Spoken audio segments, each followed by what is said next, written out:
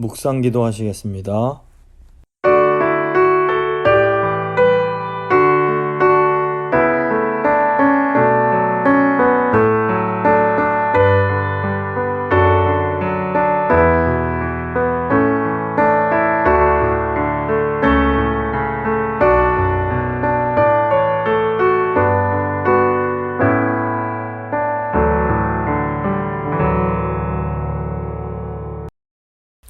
사도신경 고백합니다. 나는 전능하신 아버지 하나님, 천지의 창조주를 믿습니다. 나는 그의 유일하신 아들 우리 주 예수 그리스도를 믿습니다.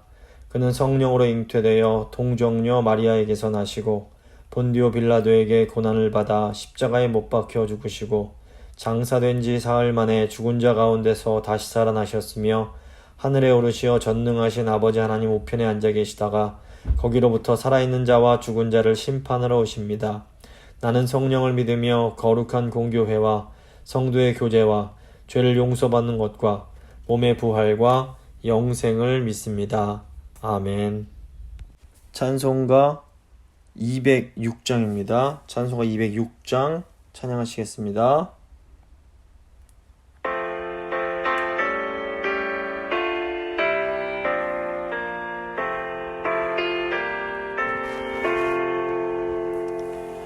주님의 귀한 말씀은 내 발의 빛이요 목마른 사막길에서 샘물과 같도다 군주인 나의 영혼을 만나로 먹이고 내가 그 밝게 비추니 그 말씀 귀하다 낮에는 구름 기둥과 밤에는 불기둥 주 백성 앞에 나타나 인도해 주시네 하늘의 깊은 지혜를 깨닫게 하시고 주 말씀 밝히 알도록 늘 도와주소서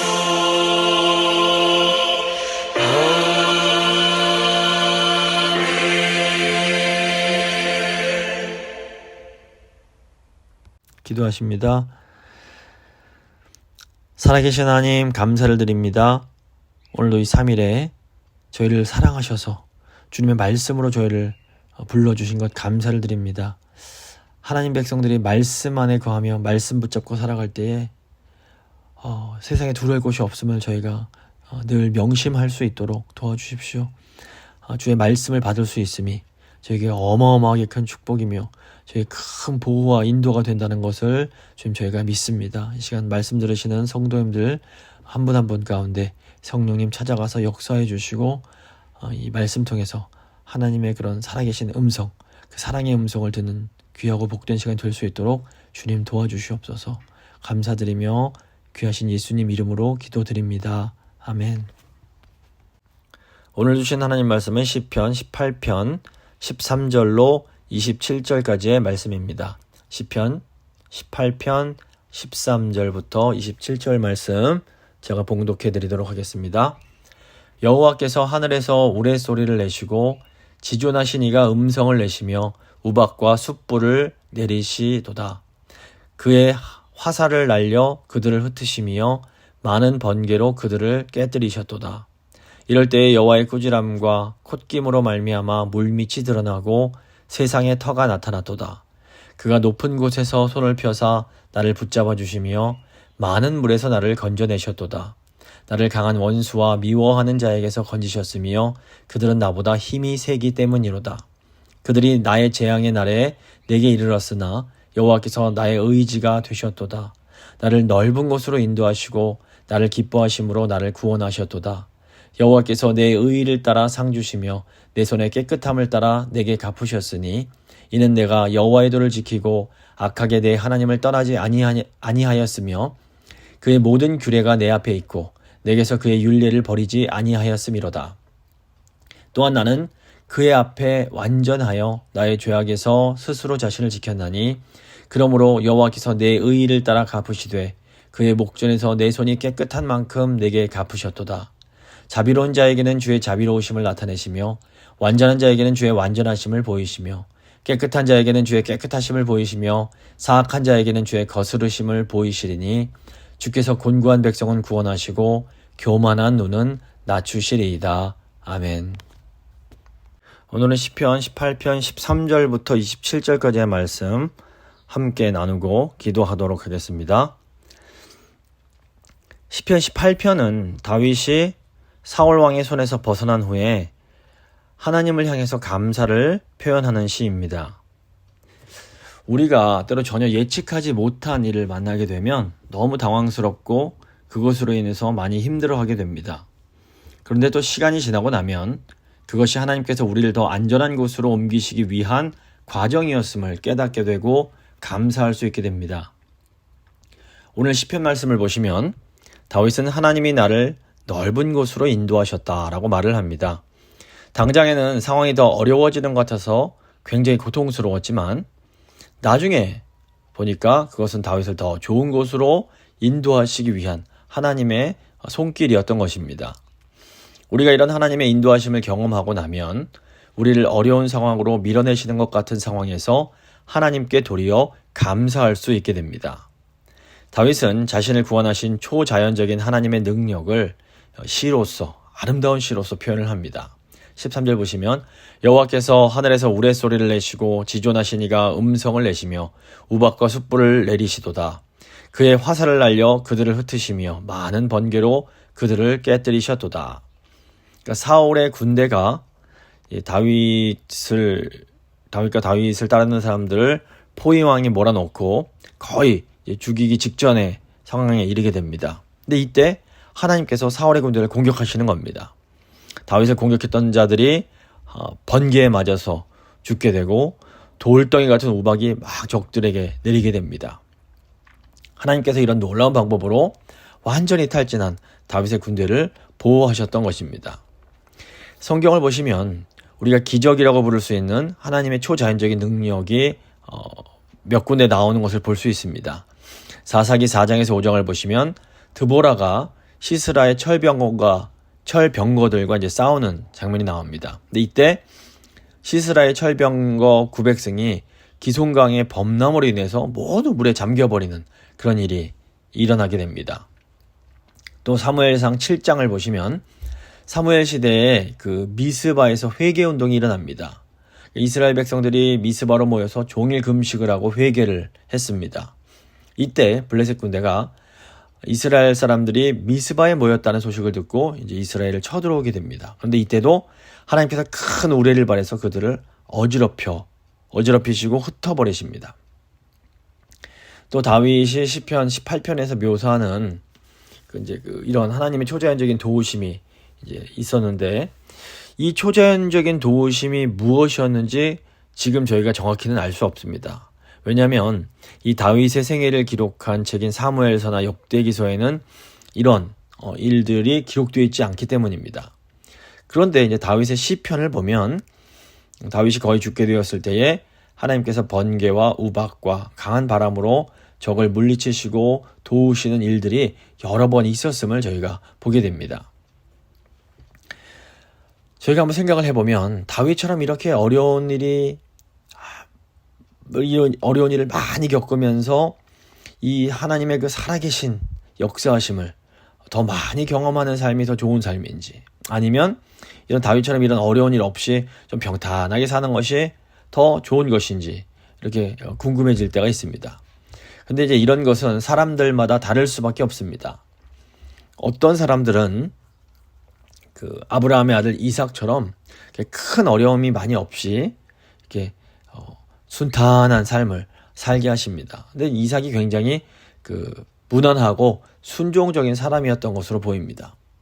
그런데 또 한편 보면 야곱이나 요셉처럼 굉장히 스마트하고 또 이렇게 성격이 강한 사람들은 평생에 걸쳐서 계속해서 어려운 일들이 이렇게 일어납니다. 이것을 통해서 하나님을 아주 뜨겁고 강하게 만나고 경험하게 하십니다. 그러니까 우리가 어떤 것이 꼭 더 좋은 것이다 라고 말하기는 어렵습니다. 중요한 것은 우리 하나님께서 각 사람의 성격과 특징에 딱 맞게 우리를 인도해 주신다라는 것입니다. 그렇기 때문에 내 삶에 일어나는 일들을 보면서 왜 나에게는 남들에게는 없는 이런 어려움이 많은가 불평할 필요가 없습니다.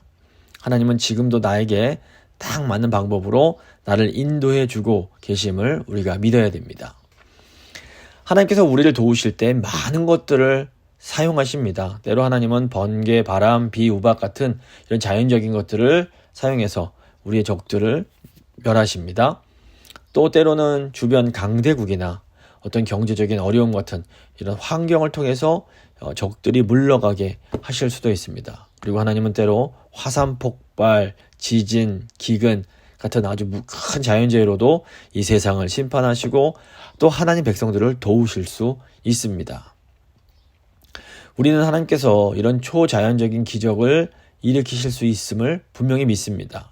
하지만 하나님께서 언제나 늘 자주 이런 초자연적인 기적을 일으키시는 것은 아닙니다.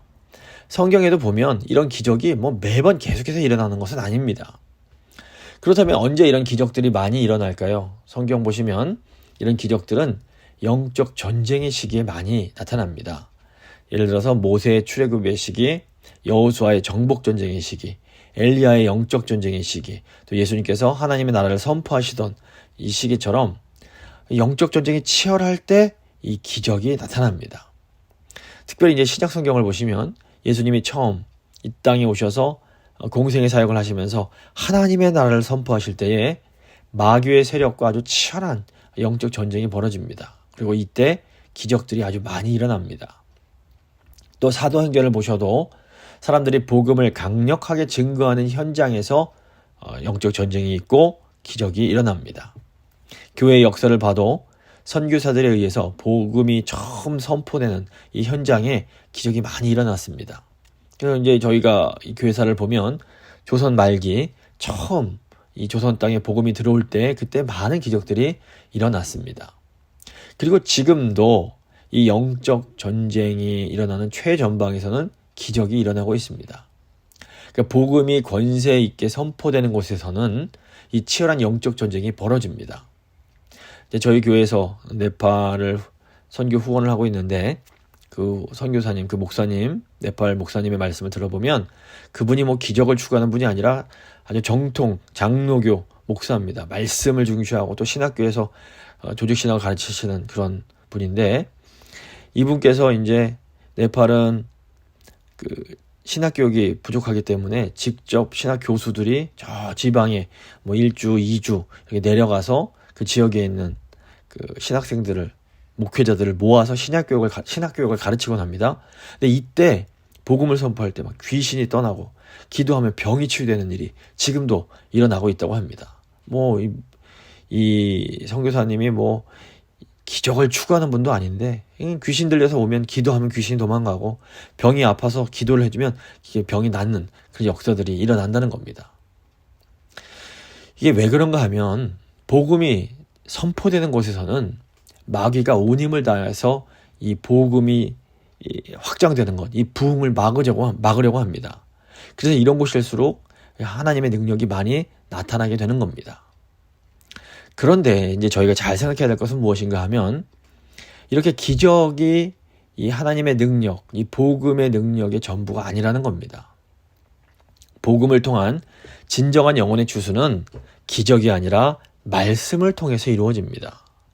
말씀이 권세 있게 선포가 되고 그 말씀을 통해서 믿음이 자라날 때에 진정한 예수님의 제자들이 생겨납니다. 그래서 복음서를 보셔도 예수님은 사람들이 마음이 너무 강팍해져 있을 때 그곳에 기적을 행하십니다. 이것은 이 사람들의 마음이 너무 강팍해서 이 눈으로 기적을 보지 않으면 예수님의 말씀을 들으려고 하지 않고 하나님의 살아계심을 이렇게 믿지 못하기 때문이었습니다. 사실 사람들이 기적을 보기 원하는 것은 하나님께 자신들이 바라는 것을 얻고 싶어 하기 때문입니다. 그런데 진정한 복음의 역사는 하나님께서 주시는 것이 아니라 하나님 그분 자신을 바라보는 것입니다. 그러니까 하나님께서 주시는 선물이 아니라 하나님을 사랑하고 좋아하게 되는 것. 이것이 참된 복음의 역사인 것입니다. 이런 의미에서 가장 큰 기적은 딱딱한 우리 마음속에 하나님의 말씀이 들어와서 이 마음이 부드러워지고 눈물이 흐르고 진정으로 하나님을 사랑하게 되는 그런 것이, 이런 변화가 참된 기적이라고 볼 수 있습니다. 우리 마음이 변화되는 것, 이것이 기적 중의 기적입니다. 아무리 눈에 보이는 기적이 많이 일어나도 마음이 변화되지 않으면 그것은 아무런 소용이 없는 것입니다. 그래서 우리는 이렇게 번개나 우박이 떨어지는 것보다 우리 마음이 변화되는 것을 더욱더 사모해야 됩니다. 15절 보시면 이럴 때 여호와의 꾸지람과 콧김으로 말미암아 물 밑이 드러나고 세상의 터가 나타났도다. 다윗이 아주 강력한 바람이 부는 것을 묘사합니다. 바람이 너무 강해서 강바닥이 드러나고 사람이 날아갈 정도가 됐습니다. 근데 다윗이 그 바람을 통해서 세상의 터가 나타났도다. 세상의 터를 보게 됐다. 이런 말을 합니다. 이 세상의 터는 이 세상을 떠받치고 있는 기초를 말합니다. 세상의 터를 세우시고 그것을 지탱해 주시는 분은 하나님이십니다.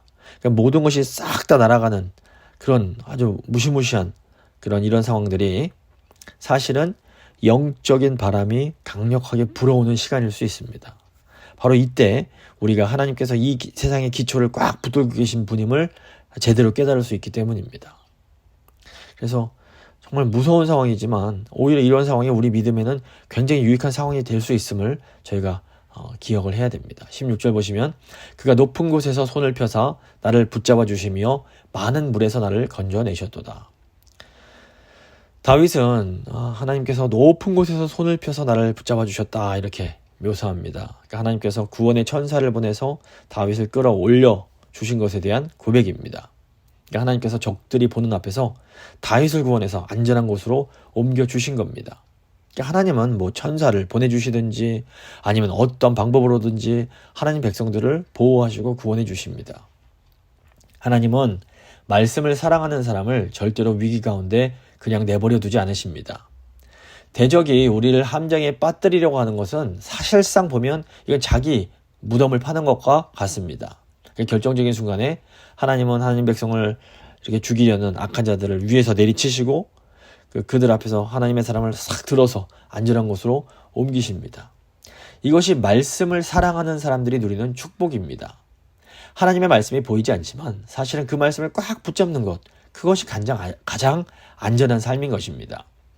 17절 보시면 나를 강한 원수와 미워하는 자에게서 건지셨으며 그들은 나보다 힘이 세기 때문이로다. 여러 번 위기를 만나면서 다윗은 하나님이 그 어떤 어려움보다도 더욱 강하신 분임을 깨닫게 됩니다. 분명한 것은 다윗을 대적하는 그 대적들도 굉장히 힘이 세고 강하다는 것입니다. 하지만 그 강한 적들이 이 다윗과 대면할 때에는 이상하게 민첩하지 못하고 둔해지게 됩니다. 이게 왜 그럴까요? 하나님의 힘센 천사가 그 장수를 뒤에서 끌어당기기 때문입니다. 우리는 블레셋의 거인 장수 골리앗이 아주 이렇게 몸이 둔한 사람이라고 생각하기 쉽습니다. 그런데 가만히 보면 골리앗은 어릴 적부터 아주 유명한 싸움꾼이었습니다. 실제로 골리앗은 아주 재빠르고 용맹스러운 사람이었을 겁니다. 그런데 이 다윗과 싸울 때 골리앗이 몸이 둔해진 겁니다. 이것은 하나님이 뒤에서 골리앗을 잡아 끄시고 위에서 꾹 누르고 계셨기 때문입니다.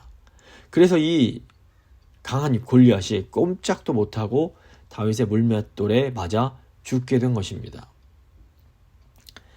18절 보시면 그들이 나의 재앙의 날에 내게 이르렀으나 여호와께서 나의 의지가 되셨도다. 다윗이 재앙 중에 깨달은 것은 하나님이 그의 의지가 되신다는 것입니다. 사람들이 보험을 많이들 가입합니다. 이것은 재앙과 같은 큰 사고가 일어났을 때 도움을 받기 위함입니다. 그래서 오늘날에는 뭐 자동차 보험이나 화재 보험 같은 것들은 의무적으로 가입을 하게 합니다. 미국에 보면 다양한 종류의 보험이 아주 많이 있습니다. 사람들이 보험에 많은 돈을 지불하면서 이런 어려움을 대비합니다. 보험을 의지하는 것입니다.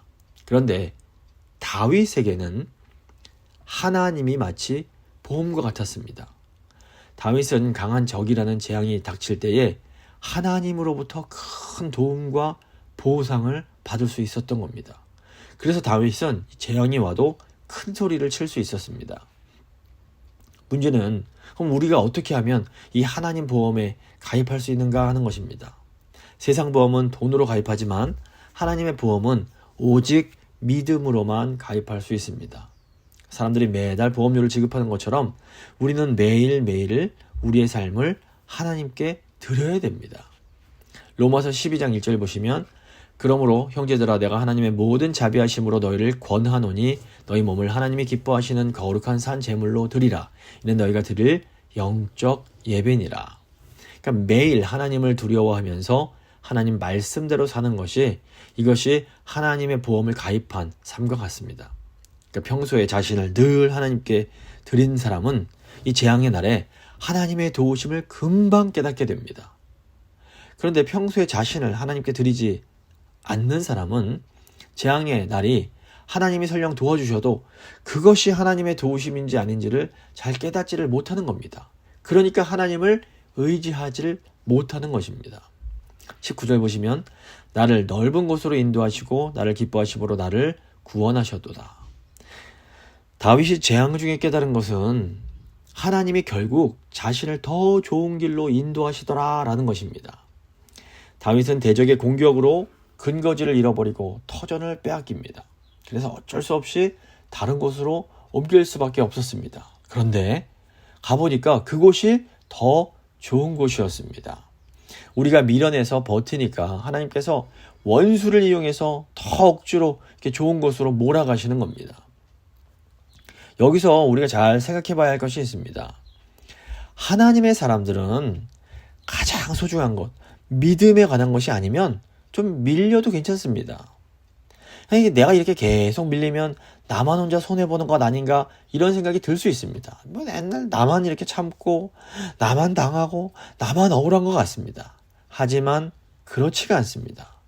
우리가 이렇게 밀리는 것이 사실은 하나님께서 우리를 더 좋은 곳으로 인도하시는 과정일 수 있습니다.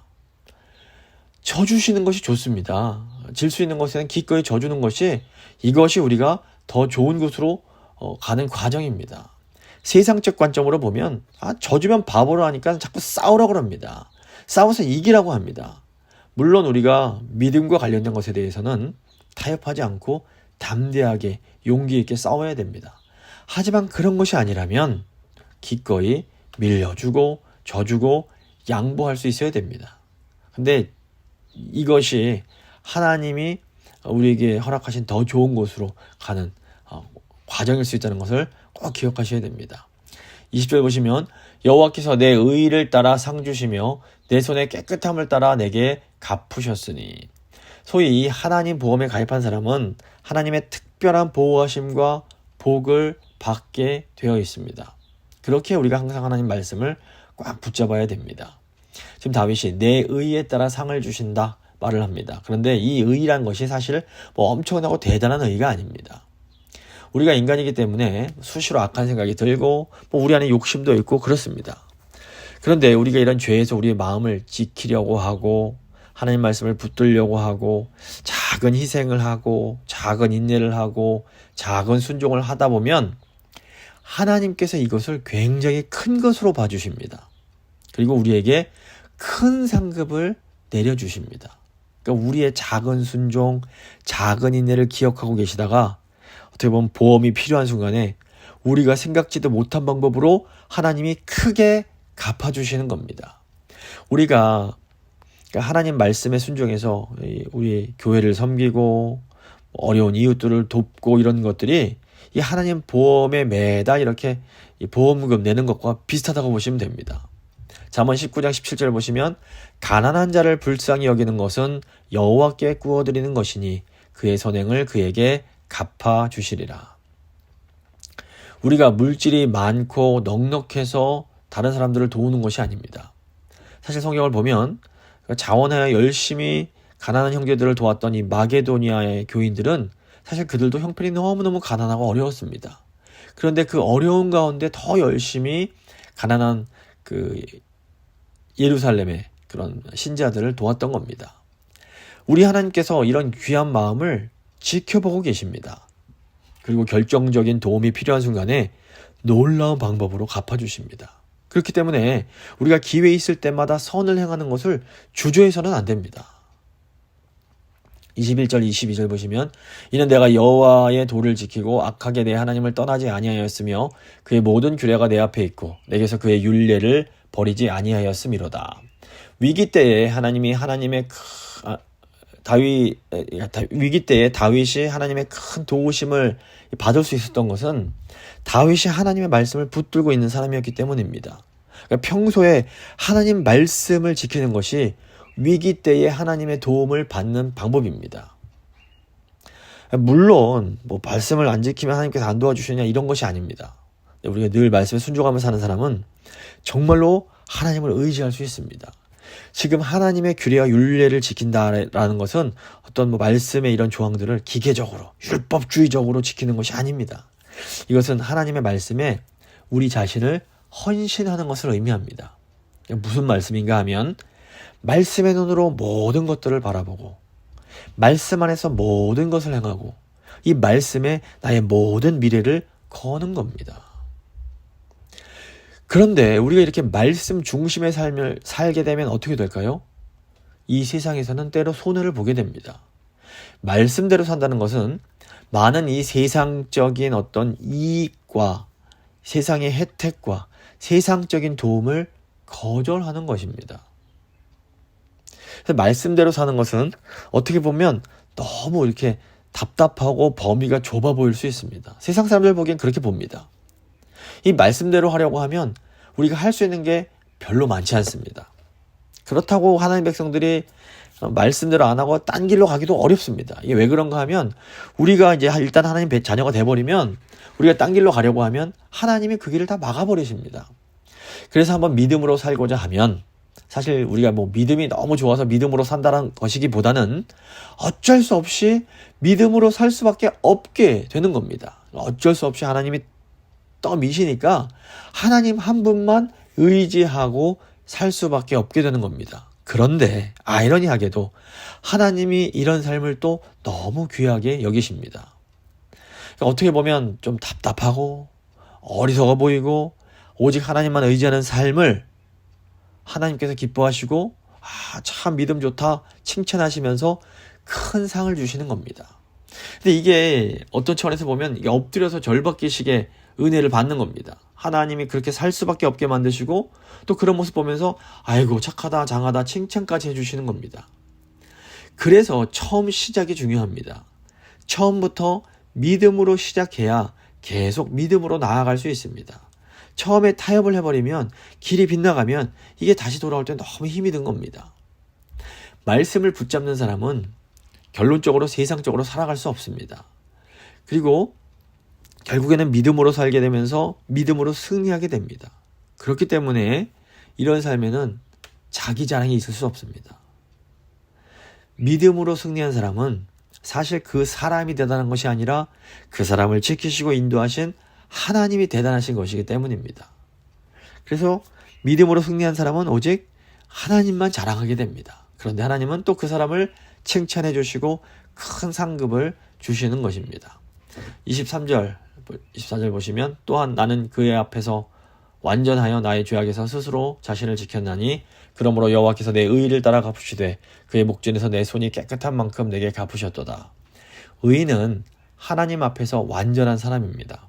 그런데 이것도 하나님께서 그 사람이 죄를 지을 틈을 주지 않으셨기에 가능한 겁니다. 하나님 백성들이 죄를 지으면 하나님께서 가만두지 않으시고 거의 쥐어짜서 그 죄를 토해내게 만드십니다.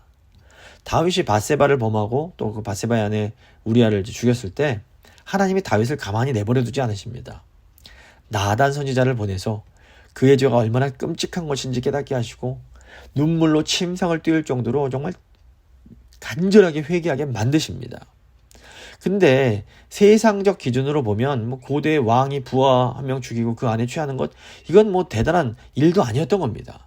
그런데 하나님은 다윗에게는 더 높은 기준을 적용하시고 완전함을 요구하시는 겁니다. 그러니까 하나님께서는 하나님이 사랑하는 사람, 하나님이 선택한 사람에게는 틈을 주지 않으시고 완전한 사람이 되게 만드십니다. 그리고 이것을 하나님이 믿음 좋다 칭찬하시고 상급을 주시는 겁니다. 25절 보시면 자비로운 자에게는 주의 자비로움을 나타내시며 완전한 자에게는 주의 완전함을 보이시며, 하나님께서는 결국 우리의 태도를 보십니다. 그러니까 우리가 처음 예수님을 믿은 것은 100% 온전히 하나님의 은혜입니다. 우리가 잘나서, 우리가 의로워서, 우리의 믿음으로 예수님을 믿게 되는 것이 아닙니다. 하나님께서 은혜로 우리를 예수님 믿게 해주신 겁니다. 그런데 이렇게 하나님의 자녀가 된 사람들은, 구원받은 하나님의 백성들은 풍성한 삶을 누릴 수가 있습니다. 근데 그 비결이 이제 우리 믿음의 반응, 믿음의 태도에 있습니다. 하나님 백성들이 하나님의 은혜를 기억하면서 다른 사람들에게 사랑을 많이 베풀면, 더 많이 베풀면 베풀수록 하나님께 더 큰 사랑을 받게 됩니다. 그러니까 우리가 다른 사람에게 자비로우면 주님도 우리에게 더 자비롭게 해주십니다. 그렇기 때문에 계속 하나님의 복을 받으려면 다른 사람에 대해서 자비를 끊지 말아야 됩니다. 그러니까 우리가 하나님 앞에서 완전하기 위해서 애를 쓰면 하나님도 우리를 완전하게 도와주십니다. 우리가 풍성하게 사랑을 나누어주면 우리도 하나님께서 다른 사람들로부터 도움을 받게 하시는 겁니다. 우리가 먼저 누구에게 사랑을 베풀면 사랑을 받게 하시고 또 신뢰를 얻게 하십니다. 이 놀라운 원리입니다. 그러니까 사랑은 더 베풀수록 더 풍성해지고 더 많아지는 겁니다. 26절, 27절 보시면 깨끗한 자에게는 주의 깨끗하심을 보이시며 사악한 자에게는 주의 거스름을 보이시리니 주께서 곤고한 백성은 구원하시고 교만한 눈은 낮추시리이다. 깨끗한 자에게는 주의 깨끗하심을 보여주십니다. 선한 마음으로 일하는 사람은 하나님의 놀라운 능력을 체험케 됩니다. 하나님을 본다라는 것은 하나님께서 가장 가까운 곳에서 우리를 도와주시는 것을 정말 실제로 경험하게 되는 것을 의미합니다. 하지만 하나님은 사악한 자에게는 또 그 사람에 딱 맞게 대해 주십니다. 하나님께서는 고통받은 사람은 구원하시지만 교만한 눈을 가진 사람은 낮춰버리시는 겁니다. 사람들이 이런 어떤 위선적인 모습을 통해서 다른 사람들의 눈은 속일 수 있습니다. 하지만 하나님은 외면이 아니라 그 중심을 보시는 분이십니다. 하나님께서는 우리의 마음 중심을 꿰뚫어 보고 계십니다. 겸손한 척해도 교만한 눈을 가진 자, 교만한 마음을 가진 자를 하나님은 꽉 밟아서 낮추십니다. 하나님은 겸손한 마음을 가진 사람은 소중하게 보시면서 그 사람을 끝까지 지켜주십니다. 그러니까 하나님 백성들 중에서도 아직 마음이 교만이 남아있는 사람이 있습니다. 이런 하나님께서 어떻게 하시는가 하면 어떤 방법을 통해서라도 그 마음을 낮추고 겸손하게 만드십니다. 그래야만 하나님께서 복을 주실 수가 있고, 하나님이 복을 풍성히 주셔도 그 복 때문에 타락하거나 악해지지 않을 수 있기 때문입니다. 결국 하나님께서 우리를 낮추시는 것은 우리에게 복 주시기 위함을 우리가 반드시 기억해야 됩니다. 말씀을 마무리 지어 보겠습니다. 하나님은 우리를 결국 더 넓은 곳으로 인도하십니다. 하나님이 우리를 자꾸 이렇게 몰아붙이실 때에는 하나님이 왜 이러시나 이런 생각을 우리가 하게 됩니다. 하지만 이 모든 것이 결국에는 우리를 더 좋은 곳으로 인도하시기 위한 하나님의 사랑의 인도입니다. 하나님은 초자연적인 방법으로도 우리를 도우시고 구원하십니다. 근데 사람들이 기적을 바라는 것은 자기의 욕심을 채우기 위함일 때가 많습니다. 그래서 진짜 기적은 우리의 마음이 변화되어서 하나님이 주시는 것이 아니라 하나님 그분 자신을 사랑하게 되는 것입니다. 하나님은 하나님 백성을 끝까지 포기하지 않으십니다. 하나님 백성은 어떤 고난을 통해서라도 결국에는 거룩하고 온전한 사람이 되어가게 됩니다. 하나님께서 복을 주시기 위함입니다. 그러므로 하나님 백성은 고난도 결국 은혜라는 것을 꼭 기억해야 됩니다. 제가 한번 기도하실 때 하나님, 저희가 늘 하나님 말씀만 붙들고 살기 원합니다. 하나님께서 때로 고난 주시는 것도 결국에는 저희를 더 넓은 곳으로 인도하시기 위함임을 저희가 기억하면서 주님을 더 의지하고 주님만 신뢰하게 하여 주시옵소서. 한번 간절히 기도하겠습니다.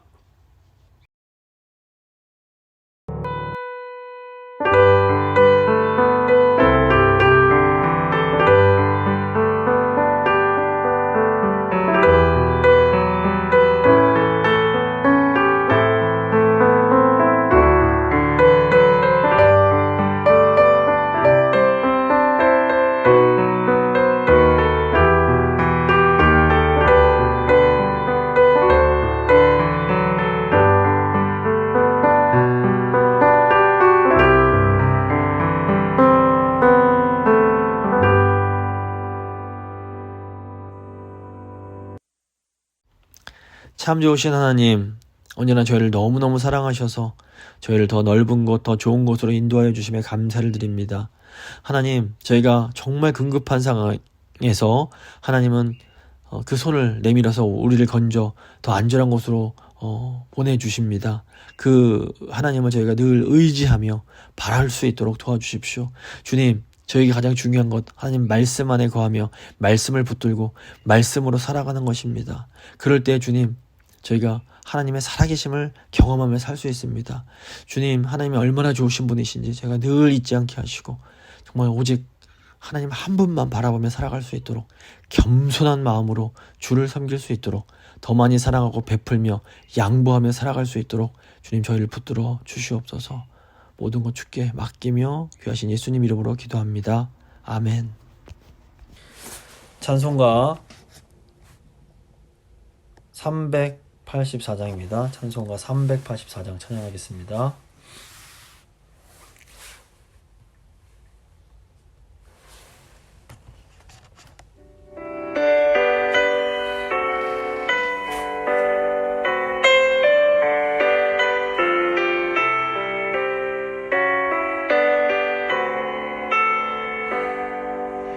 나의 갈 길 다가도록 예수 인도하시니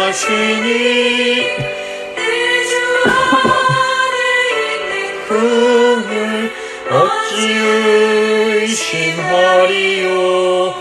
믿음으로 사는 자는 하늘 위로 받겠네. 무슨 일을 만나든지 만사 형통하리라. 무슨 일을 만나든지 만사 형통하리라. 나의 갈 길 다가도록 예수 인도하시니 어려운 일 당한 때도 착한 은혜 주시네. 나는 심히 고단하고 영혼 매우 갈망하나 나의 앞에 반석에서 샘물 나게 하시네. 나의 앞에 반석에서 샘물 나게 하시네. 나의 갈 길 다가도록 예수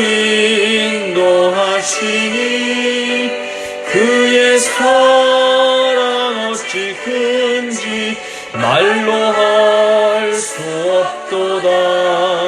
성령 강화 받은 영혼 하늘 날아갈 때에 영영 부를 나의 찬송 예수 인도하셨네. 영영 부를 나의 찬송 예수 인도하셨네.